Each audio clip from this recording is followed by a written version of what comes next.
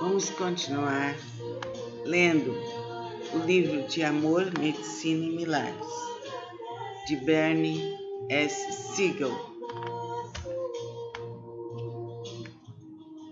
A cura espontânea de doentes graves, segundo a experiência de um cirurgião norte-americano.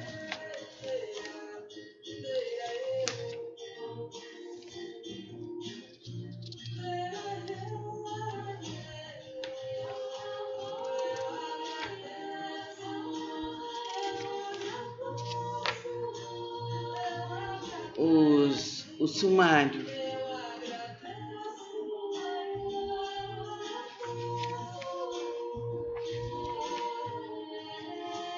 Introdução, primeira parte, conscientizando-se do corpo. 1. O ouvinte privilegiado. 2. A participação na cura. 3. A doença e a mente. 4. A vontade de viver. Segunda parte, o corpo atento à mente. 1. O início da jornada. 2. Concentrando a mente para a cura. 3. As imagens na doença e na cura. 4. Tornando-se especial. 5. O amor e a morte. Apêndice.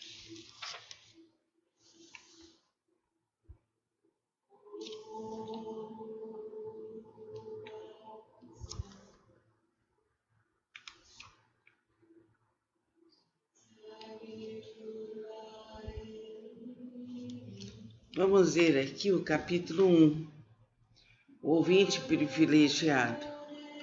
Uma nova filosofia, uma forma de vida não se dá por nada.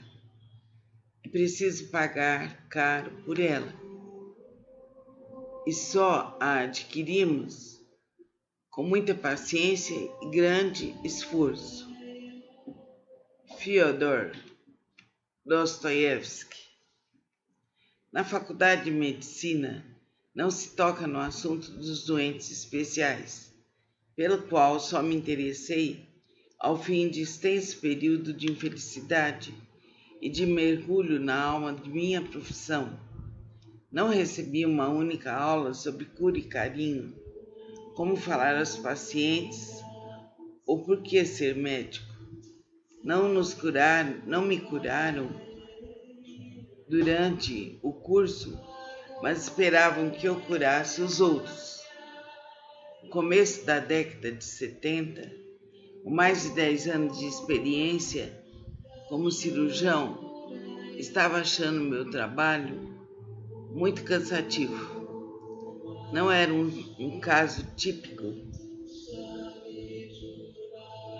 de cansaço mortal, pois eu me encontrava em condições de enfrentar os intermináveis problemas, a intensidade das tarefas e as constantes decisões de vida ou morte.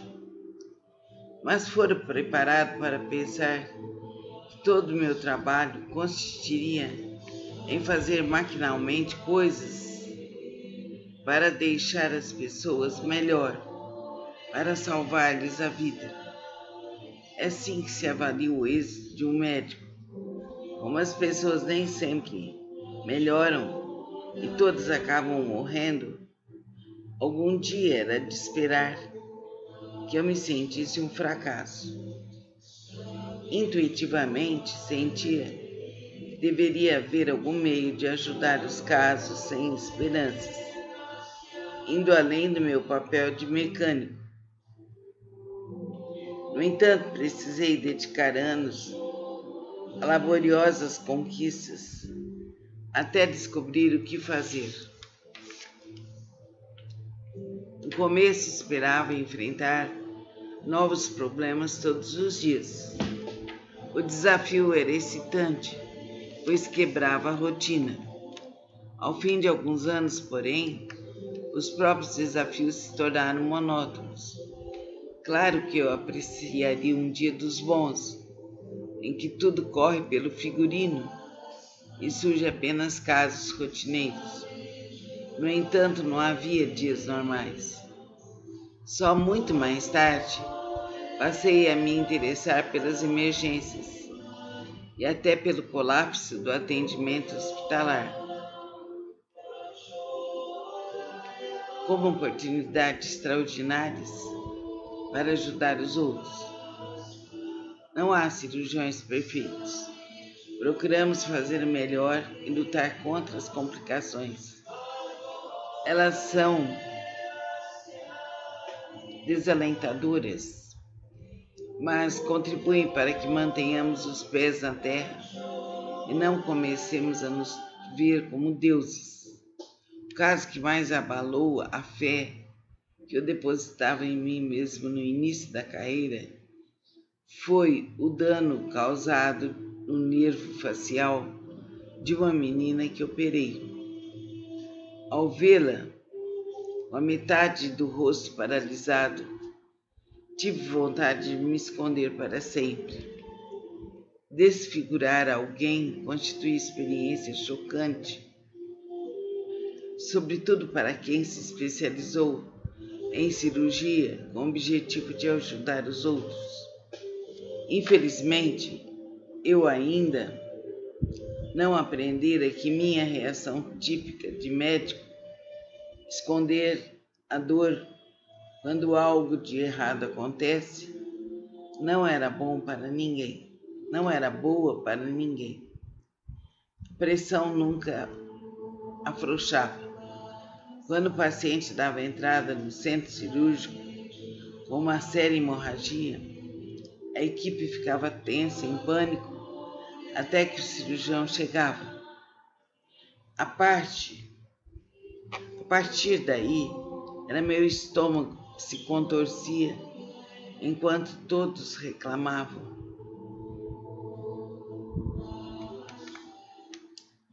Aliás, enquanto todos relaxavam. Eu não podia transferir o problema a ninguém.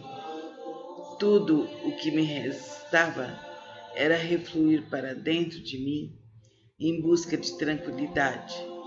Na hora de iniciar uma cirurgia, o suor porejava, mas à medida que as coisas iam ficando sob controle, eu esfriava.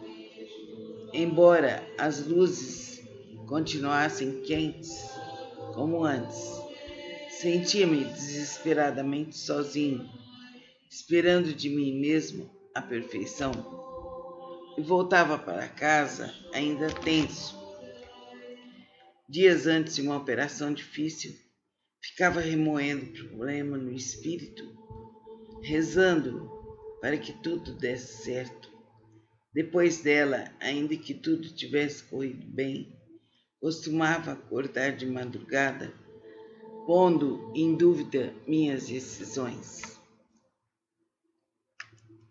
Vamos continuar no próximo encontro.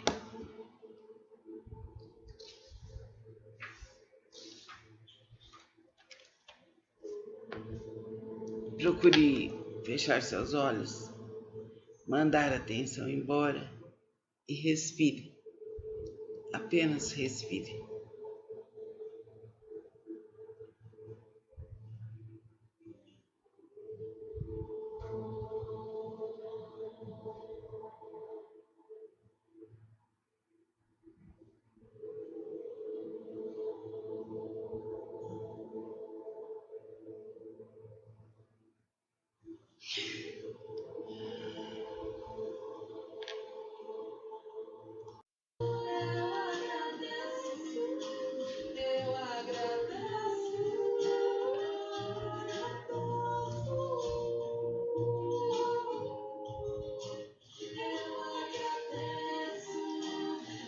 Vamos continuar lendo o livro de Amor, Medicina e Milagres, de Bernie S. Siegel.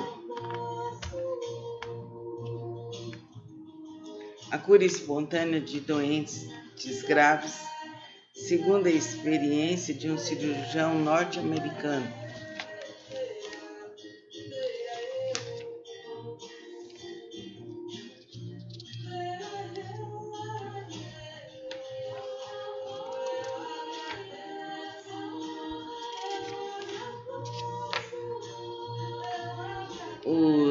O sumário.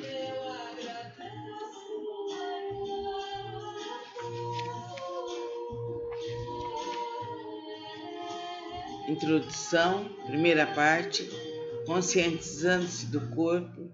1. O ouvinte privilegiado. 2. A participação na cura.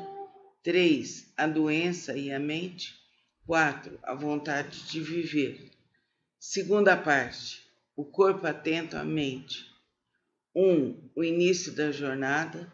2. Concentrando a mente para a cura. 3. As imagens na doença e na cura. 4. Tornando-se especial. 5. O amor e a morte. Apêndice.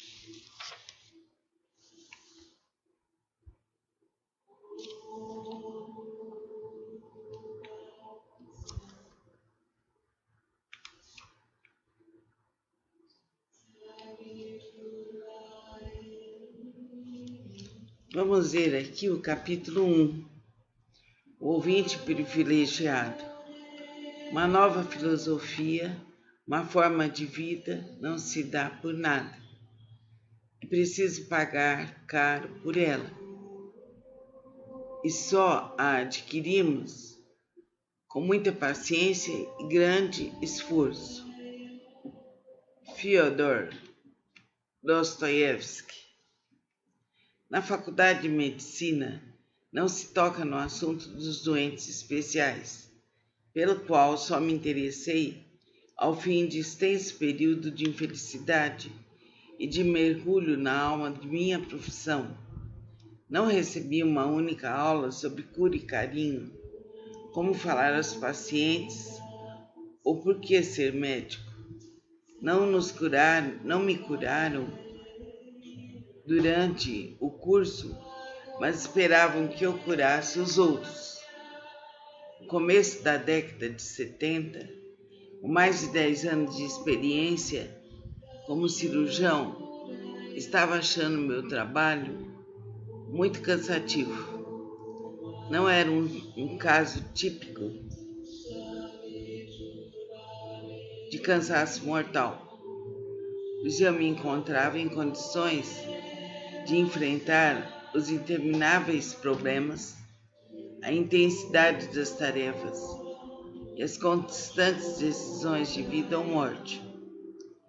Mas fora preparado para pensar que todo o meu trabalho consistiria em fazer maquinalmente coisas para deixar as pessoas melhor, para salvar-lhes a vida. É assim que se avalia o êxito de um médico. Como as pessoas nem sempre melhoram e todas acabam morrendo, algum dia era de esperar que eu me sentisse um fracasso. Intuitivamente sentia que deveria haver algum meio de ajudar os casos sem esperanças, indo além do meu papel de mecânico. No entanto, precisei dedicar anos a laboriosas conquistas até descobrir o que fazer. No começo esperava enfrentar novos problemas todos os dias. O desafio era excitante, pois quebrava a rotina. Ao fim de alguns anos, porém, os próprios desafios se tornaram monótonos. Claro que eu apreciaria um dia dos bons, em que tudo corre pelo figurino e surge apenas casos rotineiros. No entanto, não havia dias normais. Só muito mais tarde, passei a me interessar pelas emergências e até pelo colapso do atendimento hospitalar, como oportunidades extraordinárias para ajudar os outros. Não há cirurgiões perfeitos. Procuramos fazer o melhor e lutar contra as complicações. Elas são desalentadoras, mas contribuem para que mantenhamos os pés na terra e não comecemos a nos ver como deuses. O caso que mais abalou a fé que eu depositava em mim mesmo no início da carreira foi o dano causado no nervo facial de uma menina que operei. Ao vê-la, com a metade do rosto paralisado, tive vontade de me esconder para sempre. Desfigurar alguém constitui experiência chocante, sobretudo para quem se especializou em cirurgia com o objetivo de ajudar os outros. Infelizmente, eu ainda não aprendera que minha reação típica de médico, esconder a dor quando algo de errado acontece, não era bom para ninguém, não era boa para ninguém. A pressão nunca afrouxava.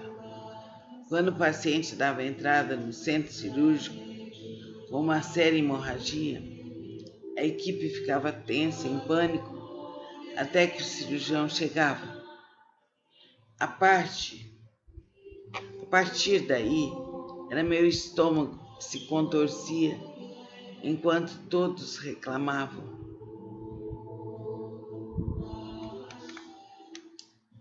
Aliás, enquanto todos relaxavam. Eu não podia transferir o problema a ninguém.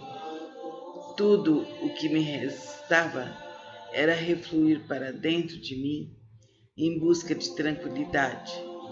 Na hora de iniciar uma cirurgia, o suor porejava, mas à medida que as coisas iam ficando sob controle, eu esfriava.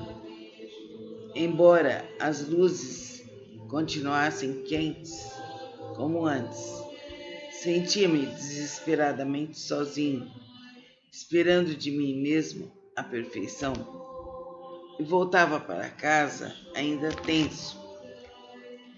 Dias antes de uma operação difícil, ficava remoendo o problema no espírito, rezando para que tudo desse certo. Depois dela, ainda que tudo tivesse corrido bem, costumava acordar de madrugada, pondo em dúvida minhas decisões. Vamos continuar no próximo encontro.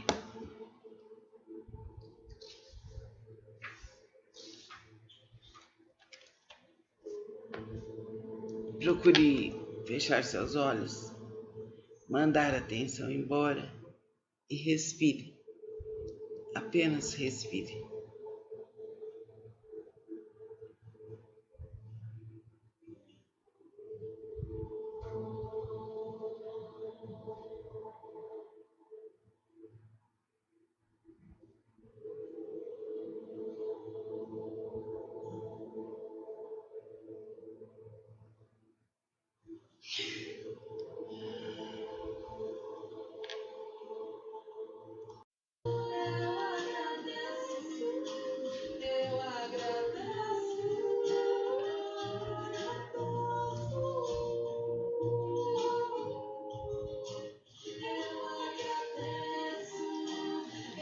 Vamos continuar lendo o livro de Amor, Medicina e Milagres, de Bernie S. Siegel. A cura espontânea de doentes graves, segundo a experiência de um cirurgião norte-americano.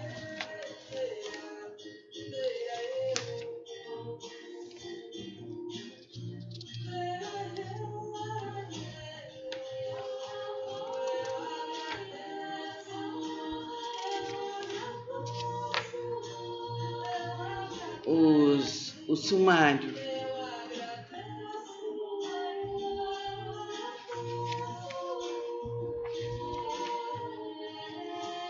Introdução, primeira parte, conscientizando-se do corpo. 1. O ouvinte privilegiado. 2. A participação na cura. 3. A doença e a mente. 4. A vontade de viver. Segunda parte, o corpo atento à mente. 1. O início da jornada. 2. Concentrando a mente para a cura. 3. As imagens na doença e na cura. 4. Tornando-se especial. 5. O amor e a morte. Apêndice.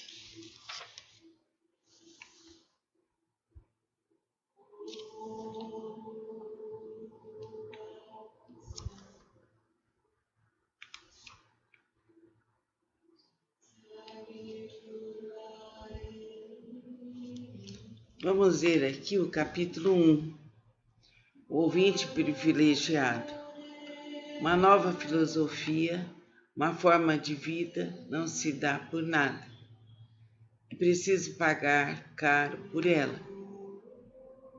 E só a adquirimos com muita paciência e grande esforço. Fyodor Dostoiévski. Na faculdade de medicina, não se toca no assunto dos doentes especiais, pelo qual só me interessei ao fim de extenso período de infelicidade e de mergulho na alma de minha profissão. Não recebi uma única aula sobre cura e carinho, como falar aos pacientes ou por que ser médico. Não me curaram durante o curso, mas esperavam que eu curasse os outros.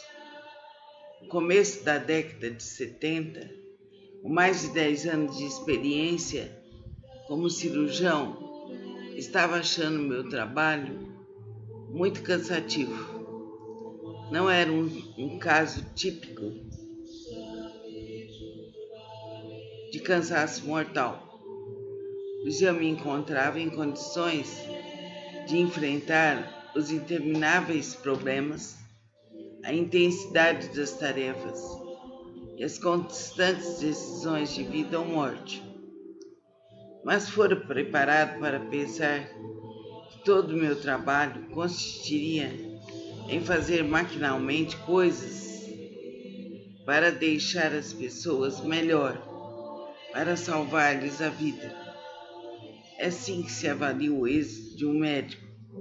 Como as pessoas nem sempre melhoram e todas acabam morrendo, algum dia era de esperar que eu me sentisse um fracasso. Intuitivamente sentia que deveria haver algum meio de ajudar os casos sem esperanças, indo além do meu papel de mecânico. No entanto, precisei dedicar anos a laboriosas conquistas até descobrir o que fazer. No começo esperava enfrentar novos problemas todos os dias. O desafio era excitante, pois quebrava a rotina. Ao fim de alguns anos, porém, os próprios desafios se tornaram monótonos. Claro que eu apreciaria um dia dos bons, em que tudo corre pelo figurino e surge apenas casos rotineiros. No entanto, não havia dias normais. Só muito mais tarde, passei a me interessar pelas emergências e até pelo colapso do atendimento hospitalar, como oportunidades extraordinárias para ajudar os outros. Não há cirurgiões perfeitos. Procuramos fazer o melhor e lutar contra as complicações. Elas são desalentadoras, mas contribuem para que mantenhamos os pés na terra e não comecemos a nos ver como deuses. O caso que mais abalou a fé que eu depositava em mim mesmo no início da carreira foi o dano causado no nervo facial de uma menina que operei. Ao vê-la com a metade do rosto paralisado, tive vontade de me esconder para sempre. Desfigurar alguém constitui experiência chocante, sobretudo para quem se especializou em cirurgia com o objetivo de ajudar os outros. Infelizmente, eu ainda não aprendera que minha reação típica de médico, esconder a dor quando algo de errado acontece, não era bom para ninguém, não era boa para ninguém. A pressão nunca afrouxava. Quando o paciente dava entrada no centro cirúrgico com uma séria hemorragia, a equipe ficava tensa, em pânico, até que o cirurgião chegava. A partir daí, era meu estômago que se contorcia enquanto todos reclamavam.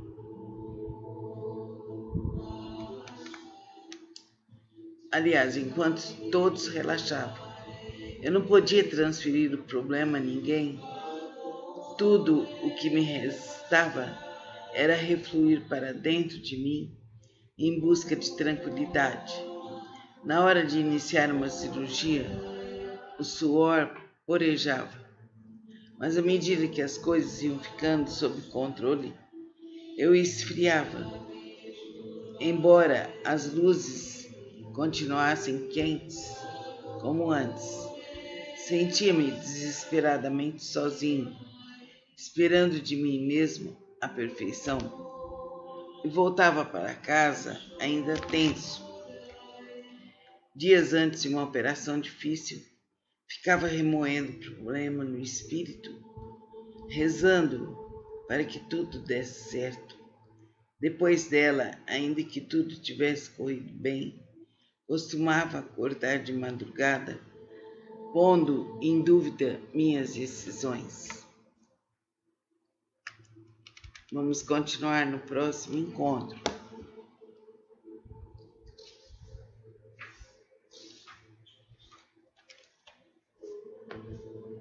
Procure fechar seus olhos, mandar a atenção embora e respire.